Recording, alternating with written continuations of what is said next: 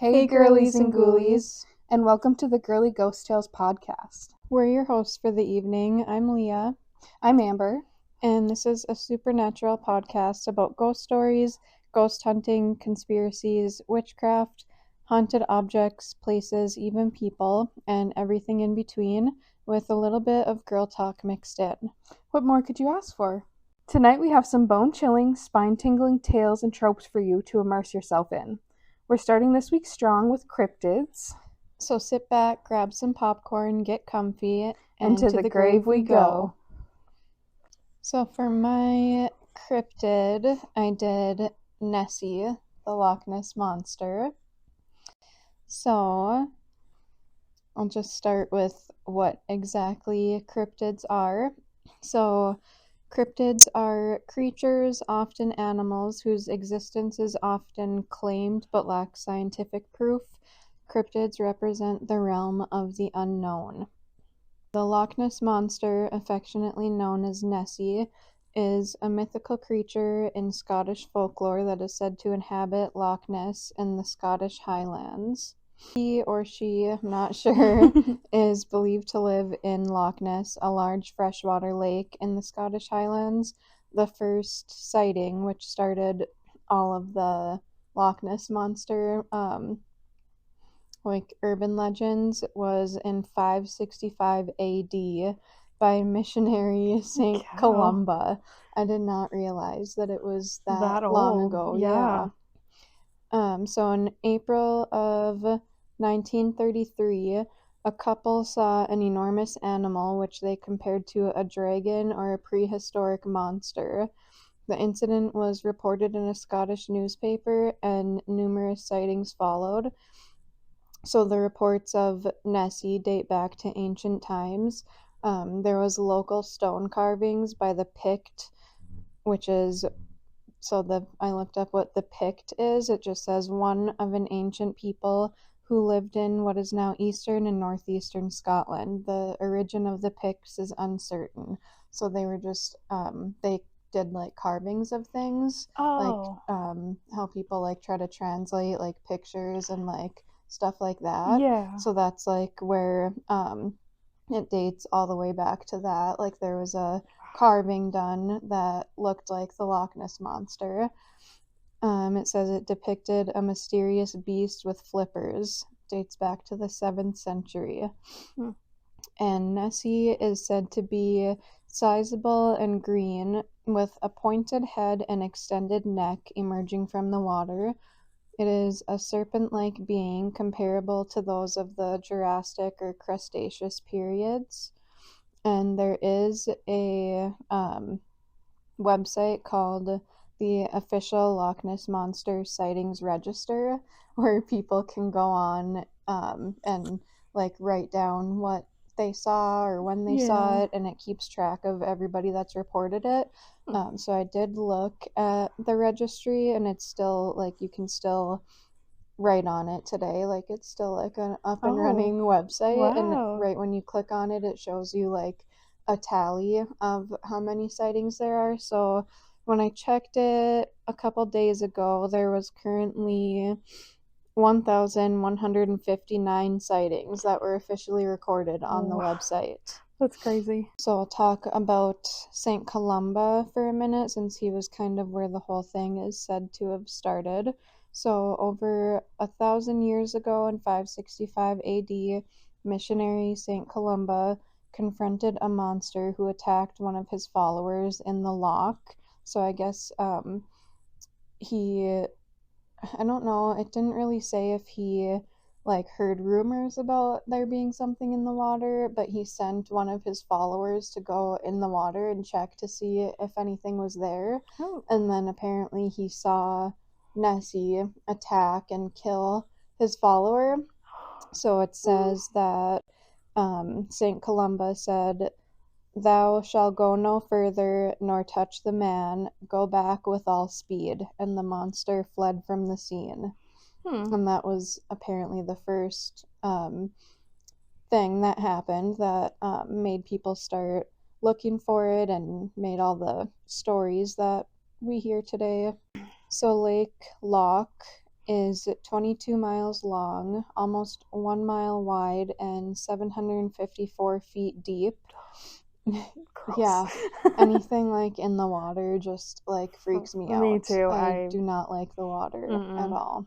Like, I like to go swimming, but especially something that deep. Yeah, Oh. it makes me like sick thinking Yeah. about it. Yes. It's like I Ugh. would never ever go anywhere near there. Mm-mm. Loch is the Scottish word for lake, so it's the largest lake in the British Isles, which is like gives me like chills like Yeah. thinking about that, and like people going out there all the time looking for it. Like Yeah.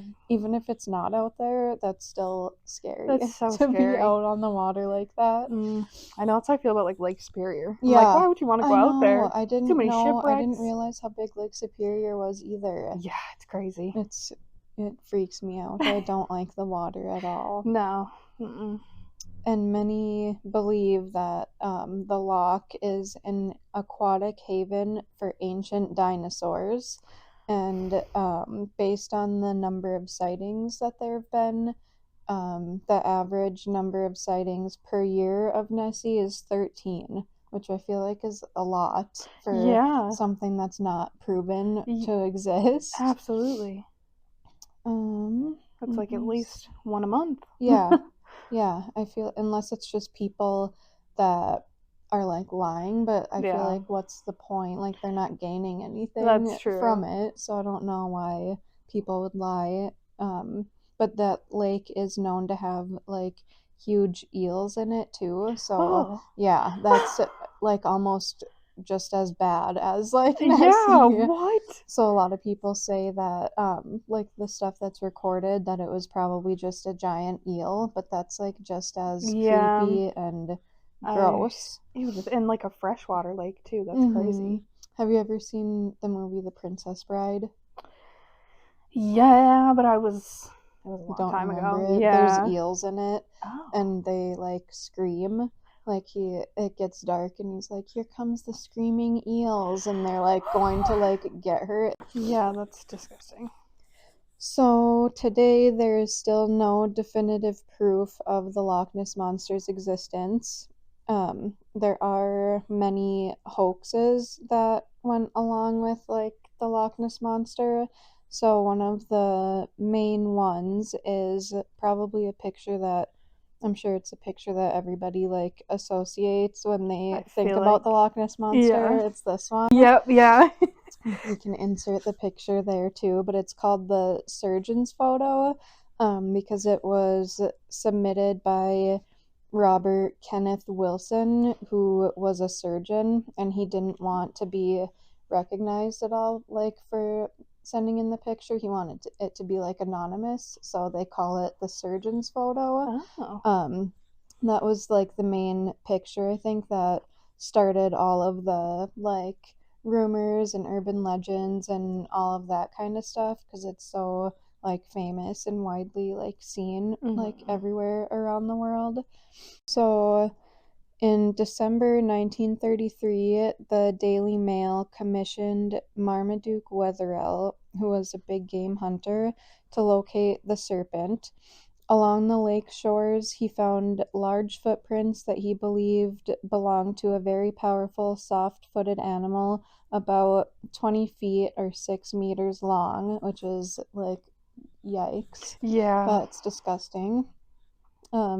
However, upon closer inspection, zoologists at the Natural History Museum determined that the tracks were identical and made with an umbrella stand or an ashtray that had a hippopotamus leg as a base. And then it says Wetherell's role in the hoax was unclear, which I don't really understand. Like, what do you mean a hippopotamus leg? Like a real hippopotamus leg? Yeah. Like that's I'm weird. not sure Are there hippos in Scotland?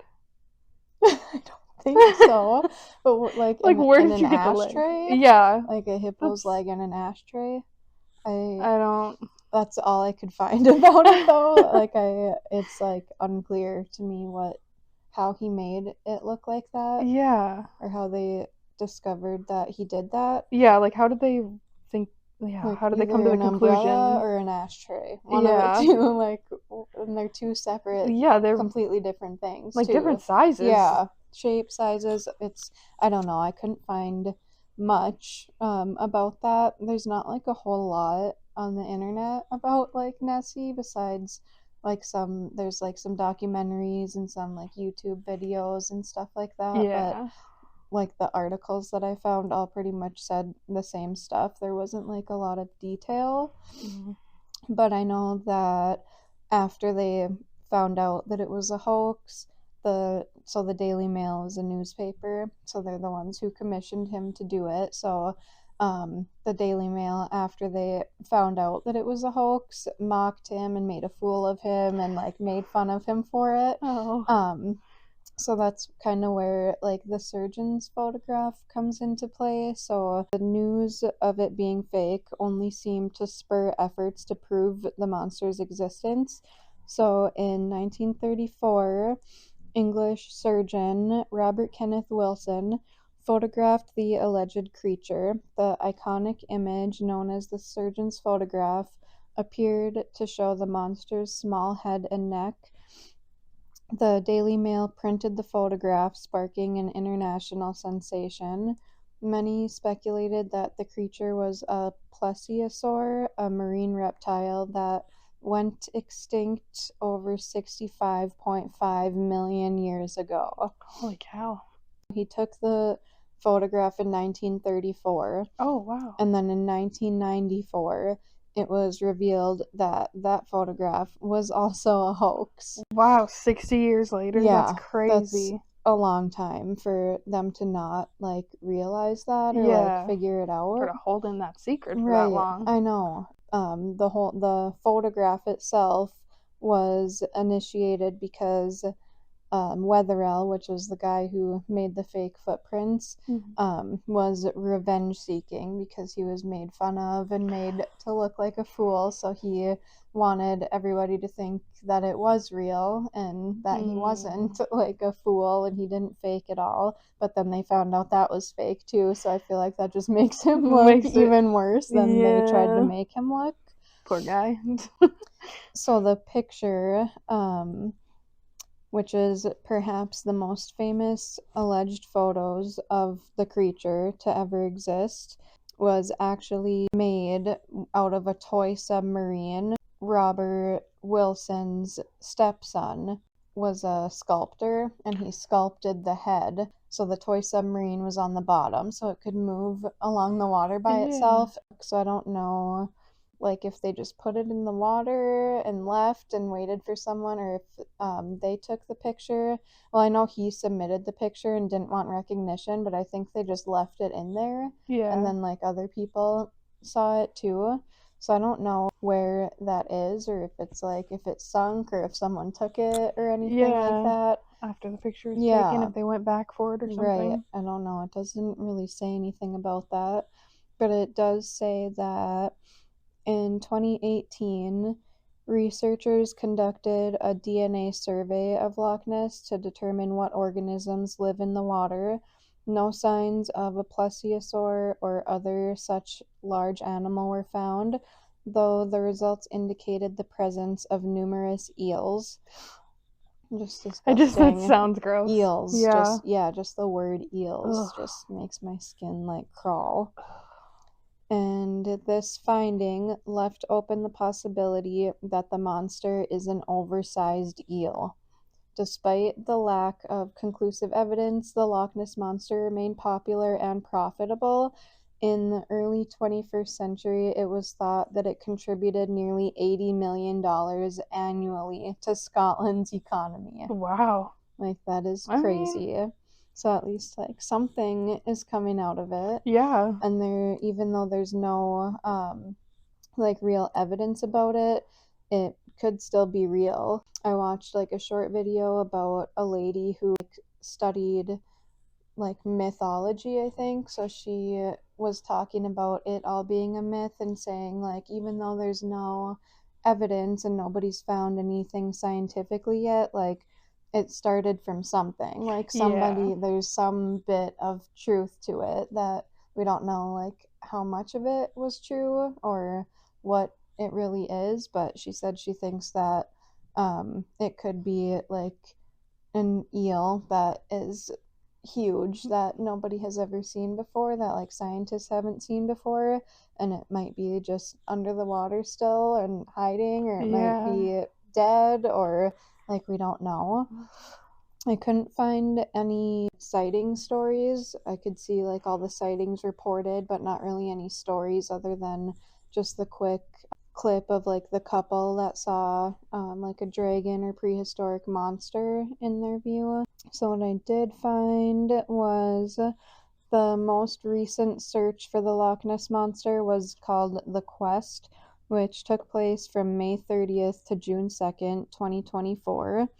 The search was organized by the Loch Ness Center. A hydrophone was used to listen for mysterious sounds. Alan McKenna from Loch Ness Exploration captured a unique noise that lasted about 10 seconds. An 11-year-old girl captured a potential sighting with a photo that showed a break in the water made by an unidentified object or creature. Although the August 2023 Loch Ness Monster hunt ended without conclusive evidence of the monster's existence, organizers heard 4 mysterious and previously unheard loud noises from the depths of the loch. However, their recording devices were not plugged in at the time. Of course. I know. Some reported seeing a large shadow just under the surface, moving and dipping out of sight. I could never be on the water actively looking for it. It makes me think of those like aerial photos of like you see a Oh, boat and like a whale underneath it or something, or I like know. a paddleboard. That's like what I'm picturing is people out on a boat looking for it, and it's just hiding underneath there, like watching them. Like I feel like it knows if it's real. Like maybe it can tell like, oh, all these people are looking for me, so it's hiding or something. There's like a ton of people that still believe it's real. Like a lot of people that live in Scotland go on like a quest every year to look for it and find videos and audio and all that kind of stuff. So there are still a lot of people that do believe it's real despite like the lack of evidence on it. Some reported seeing an object bobbing in and out of the water behind them. Like behind them. Yeah. Oh, feels like a very smart creature. So then the 2-day hunt that they did in 2024 was the largest hunt in over 50 years. The Loch Ness Center and Loch Ness Exploration organized the hunt, and volunteers that were doing the hunt were assigned to 17 locations around the lake to monitor for the signs of Nessie. They also used boats in the search. Hundreds of fans also watched via webcam, so I'm guessing they like live streamed it, and then people around the world could watch it. I don't like follow the Loch Ness Monster, but I feel like that would be like fun to watch live. Like I wonder if they're gonna do one like this year. So I want to watch it if they do it. They also used surveying equipment such as thermal drones and a hydrophone to detect acoustic signals. So the surgeon's photo, the sculpted part of it was 32 centimeters was what they used for the head. I'm trying to think of like, that doesn't sound like that's big. It seems tiny. 12.59 inches. Oh, yeah, so barely over a foot. Yeah, so I don't know why.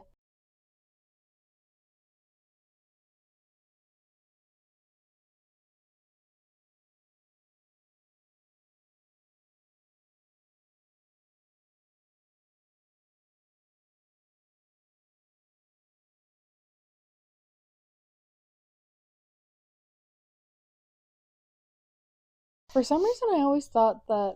So I feel like I had heard that that was a hoax photo, but I thought it was a log.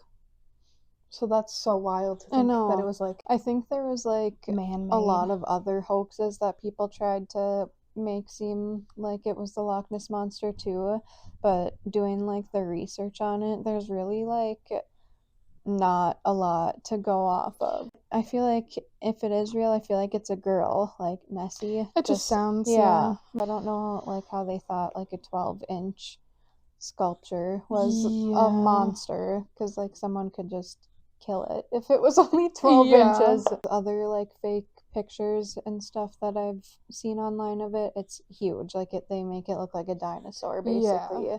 That's what I picture when I think of like the Yeah. Loch Ness monster. So That's why I feel like I can't imagine it being an eel, because I always I think of it with know, like the like fins and like the long like dinosaur-like neck. Yeah. Yeah, I feel like if it was an eel, it couldn't like stand up out of the water, Yeah, and, like, it curve would be its- like flat. There's also like 95% or something of the ocean is like not explored. So I That's feel true. like there's no way to be like, oh, that's definitely not real. Like we don't even know half of the stuff that's down in the water. Yeah, especially how deep that lake is, Right. too. So maybe one day we'll find out if he or she is actually real, or if this Yeah. whole thing has just been like a huge elaborate hoax. Ongoing. So that is Nessie, the Loch Ness monster. Oh, that's wild. Well, I did the Mothman. I'm excited. When I was telling Matt about it, he was like, that New Jersey Mothman? And I was like, no, you're thinking about the New Jersey Devil. Yeah. The Mothman is described as a bipedal winged humanoid. Despite his name, which was given to him by newspapers, he is in no way moth-like and has an appearance more like that of a large humanoid owl. His coloration varies from black, gray, and even brown. He's often reported to be about 7 feet tall with a wingspan of 10 to 15 feet or more. That like gave me goosebumps thinking about. That's like crazy. That's huge. Plus the ability to fly over 100 miles per hour. Oh my god. Could you imagine? That's crazy. I literally look at my arm. I seriously have I can see your little hairs goosebumps. sticking up. He's also said to have red glowing eyes. He could fold his wings and walk with a weird shuffle that many witnesses compared to a penguin. When he flies, he unfolds his wings and shoots straight up with great speed, then levels out to go wherever he wants to go. He is rarely observed flapping his wings, except for on takeoff. Witnesses often describe his flight pattern as straight up like a helicopter. These are just like some pictures I found. I feel like this is what I think of when I think of the Mothman. Besides, like, I don't know if you've seen the statue. I'll show you that too. Oh. Yeah. Oh my god. It's just like all black. But It's then like there was this like one. a gargoyle kinda. This one freaks me out. Oh my god. Yeah, like why is his mouth like that? Ugh, I don't I like seriously have goosebumps again. Ugh. What you were just describing, you were saying like 7 feet tall and the wingspan and shoots straight up. It made me think of like Jeepers Creepers. I've never seen that. Oh my god, you haven't? No, I wanted to, but ugh, creepy. Gross. The first recorded Mothman sighting took place on November 12th, 1966, in West Virginia. 5 men were in a cemetery preparing a grave for burial when they saw something they couldn't explain. Lifting off from the nearby trees was a brown-winged creature. The men held to the fact that what lifted off beyond the trees was no bird. It was a humanoid. Disgusting. It's even creepier that it was in a cemetery, too. Yeah. Like, well, what are you doing over there, buddy? But then on November 15th, 1966, 3 days after the first sighting took place, 2 young couples would encounter this bizarre creature. Roger and Linda Scarberry were driving in Roger's car with Steve and Mary Maletti around midnight when Linda noticed 2 large glowing red eyes in the darkness beside the old North Power Plant. They soon learned that these eyes belonged to something that looked frankly human, about 7 feet tall with wings folded against its back. Roger stalled in the road for a minute, inspecting the strange creature. The 4 realized immediately that their spectacle was no ordinary bird. The creature then spread its wings and pursued them down Highway 62 to Point Pleasant city limits at speeds exceeding 100 miles per hour. When the couples arrived in town, they pulled over to discuss what had just happened. They came to the conclusion that it was just a large bird and decided to press their luck and head back to where they originally saw it, to see if they could see it again. Oh my god. Which no, don't couldn't go be back. me. Also, No. 7 feet, that's a very large bird. Yeah, they are for sure like in denial. Yeah. They're like, I don't know, let's just go see. It was just a bird. It wasn't long before they saw the creature again, apparently waiting on them beside Route 62. The couples now realized that their stalker was no bird, Oh, but waiting for them. Yeah, just like oh my god, probably on the side of the road, like, hey. Oh my god. I just imagine like hitchhiking. Yeah. The stalker was no bird. Oh my gosh. It wasn't a bird, guys. But in the instant that the car's headlights landed on the creature, it lifted vertically into the air with tremendous speed and disappeared above the tree line. They drove back to town, and they went to the Mason County Courthouse and told their story to Sheriff George Johnson and Deputy Miller Halstead. 2 hours later, the city police began investigating the area, only to return empty-handed. The next day, a press conference was held, and the local press began printing on the story, causing others to come forward with previous and future sightings. This was the major event that started it all. In the November 16th issue of Point Pleasant Register, the strange encounter would be brought to the public eye with the headline, "Couple sees man-sized bird, ... creature, ... something?" Something. One of them, maybe. Yeah. Morning of November 16th, 1966, Linda Scarberry was rushed to the hospital by her father after experiencing a nervous breakdown. Roger Scarberry stated, "I'm a hard guy to scare, but last night I was for getting out of there." Yeah. So his wife had a nervous breakdown and had to go to the hospital, which I read a few people after seeing it have like breakdowns. Yeah. Oh my gosh. Ugh. Which, I mean, if it looked like that other picture with his mouth like that, Mhm. I'd probably lose my marbles. That makes me feel like that's just like proof, like Yeah. that they saw it. Yeah, because like, Like, why else are you going to the yeah. hospital? Why are you faking that? No, there's like no reason or no point to do that. Yeah. This creature would be seen throughout the next 13 months in Point Pleasant, and it was estimated that there were over 100 sightings during this time.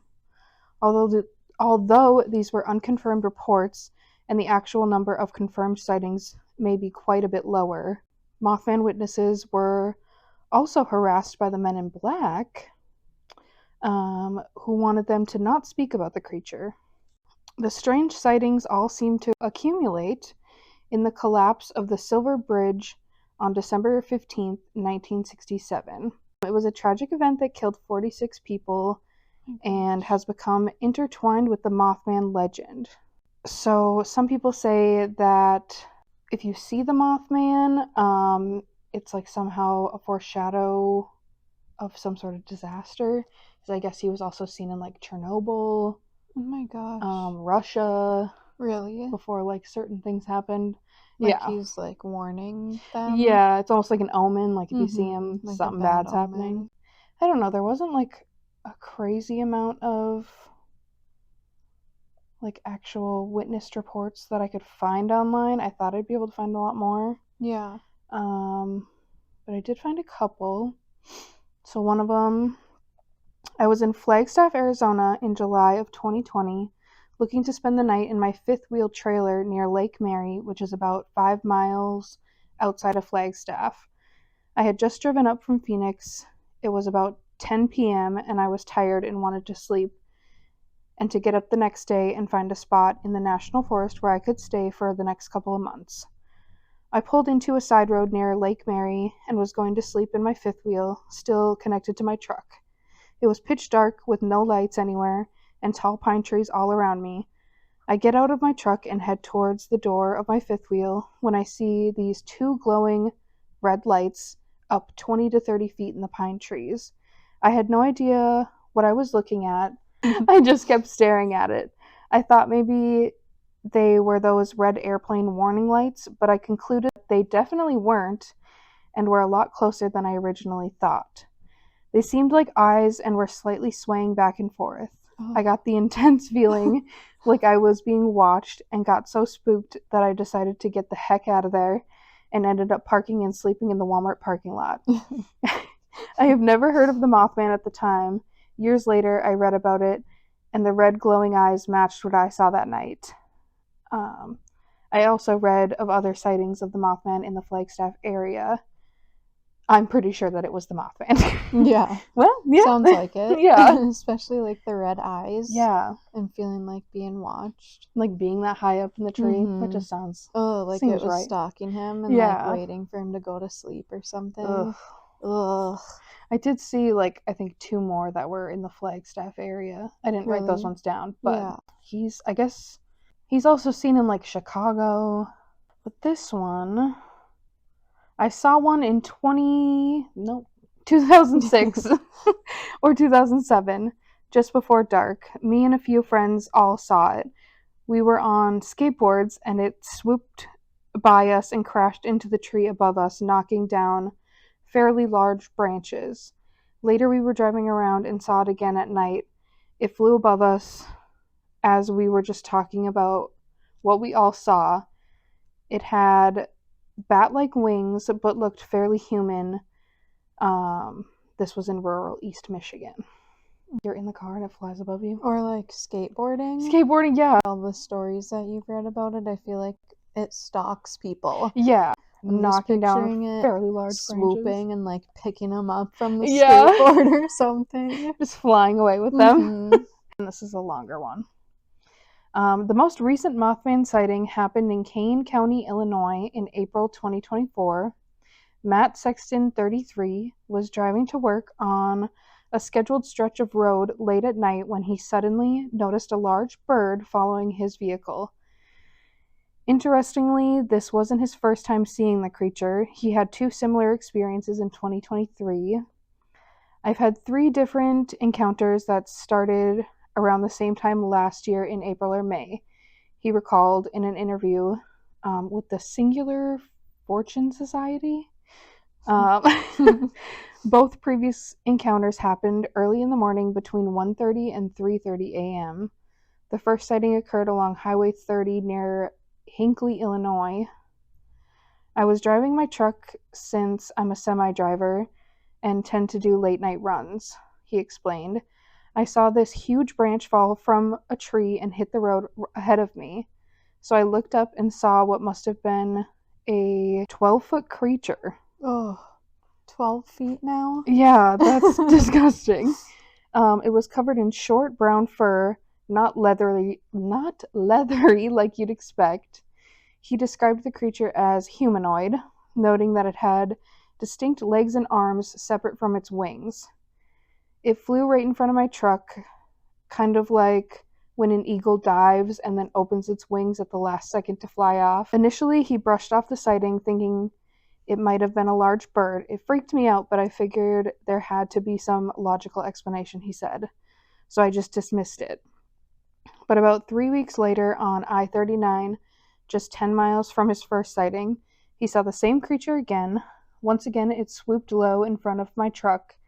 He said, this time I got a better look at it. The creature had webbing between its legs, similar to a flying squirrel or wingsuit. Oh my god. I feel That's disgusting. Yeah, that does not sound great. I also would like picture it having like leathery skin though, not like hairy. I don't know why. I feel like though when they call it like Mothman, I think of it to be like a little furry. Yeah. But like fuzzy kind of. Yeah. Yeah. But also like its wings I imagine would be like leathery, like bat wings. Yeah. Ugh. So gross. Yeah. Ugh. Its feet had 3 large claws in the front and a talon in the back, while its face had an elongated snout. Again, the creature swooped down and flew off into the night. Then a year later, he saw it again. This third encounter took place around 2:15 a.m., a few miles west of Caneville. Where is he always going at like 2 a.m.? Or is he the one that was a truck driver? Yeah. Okay. Never but mind. still, I feel sense. like truck drivers sleep in the middle of the night like that. They pull off into the rest stops or whatever. Yeah. I forgot you said he was a truck driver. I thought this guy was just driving around at night. Yeah. He just enjoys the nighttime. He drove over a small bridge and the creature, oh my gosh, appeared out of nowhere. I don't know if it came from under the bridge, but it swooped down so close it almost touched my windshield. It was huge, took up almost the whole windshield. Oh my gosh. I would assume it would take up the whole, even if you're driving a semi, I would assume 12 feet takes up the whole windshield. Yeah. He decided to speed up, hitting 110 miles per hour in a desperate attempt to get away, but the creature kept pace with his truck, swooping down at his vehicle. Oh my god. Ooh, this is a bit extreme, but at this point, he grabbed his 9mm pistol. I'd seen enough of it to know it wasn't anything familiar, and I feared it for my life. It kept coming at me, so I started firing. He admitted that his reaction might have been extreme, a little bit, but Just you a know. little. If it was a bird and I overreacted, I could live with that. But if it was something I needed to defend myself against, I wasn't taking any chances. Makes sense. Yeah. He fired about 7 or 8 shots, but couldn't tell if any hit the creature.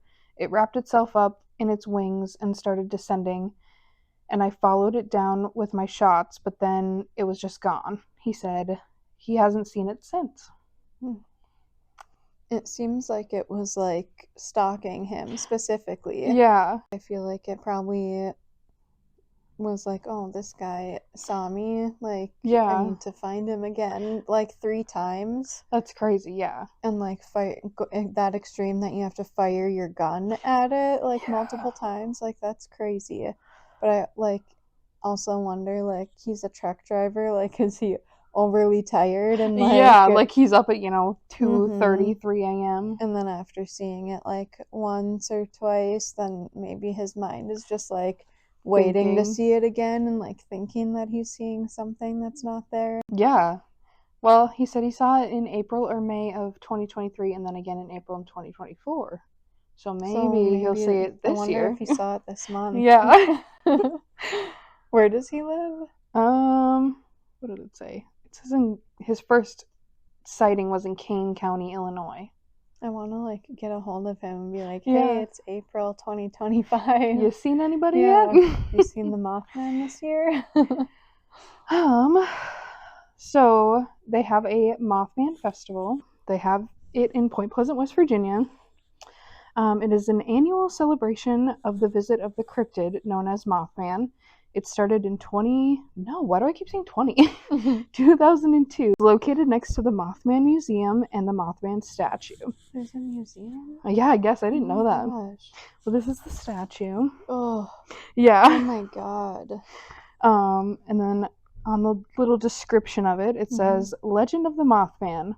On a chilly fall night in November 1966, 2 young couples drove into the TNT area north of Point Pleasant, West Virginia, when they realized they were not alone.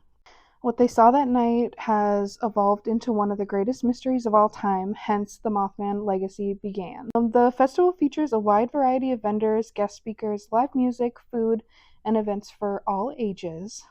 People from all over the world come to experience the unique atmosphere and learn more about the Mothman. They also have tours called the TNT bus tours that take you through the TNT area where many Mothman sightings have happened. It's pretty much just like an area in West Virginia where they had a lot of explosives. When you go on this tour, you are able to experience the eerie World War II ammo bunkers that were once part of the top secret West Virginia Ordnance Works facility. Oh my gosh. So yeah, they have these they have a lot of, they look like mounds, but then there's these little bunkers that you can go into that held all this TNT and ammo. So that's where he's said to be seen a lot. I wonder if he goes there. Yeah, he's at the top of buildings watching. He's oh my gosh, all this for me? Yeah, that's what I'm picturing him 30 feet up in a tree watching everybody and happy that they're interested in him. Yeah. It's oh my gosh, little old me. I feel like it has to be real if people literally were hospitalized for mental breakdowns after seeing it.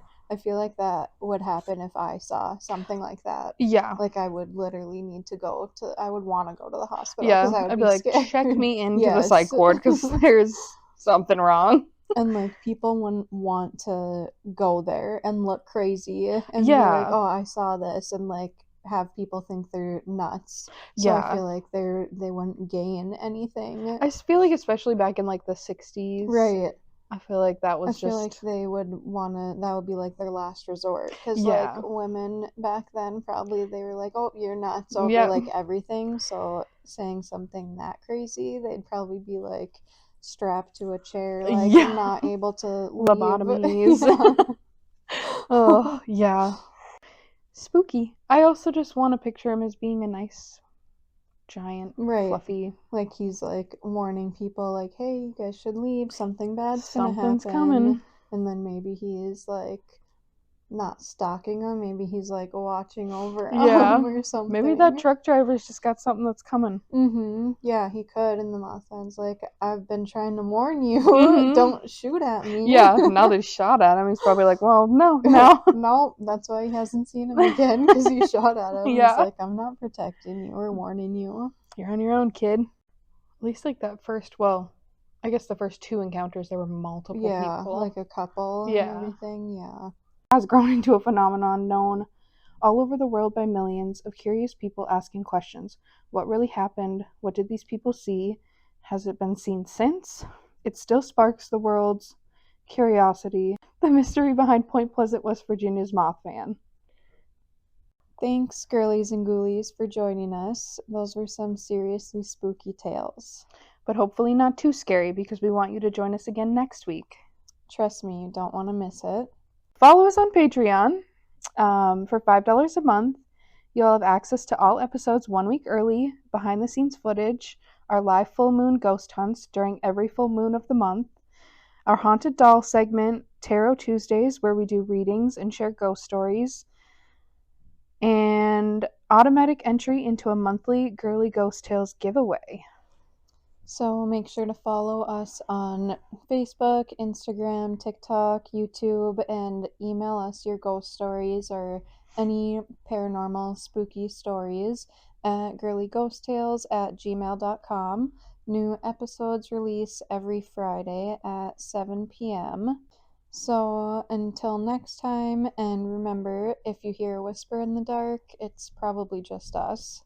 But just in case, keep your lights on and your doors locked.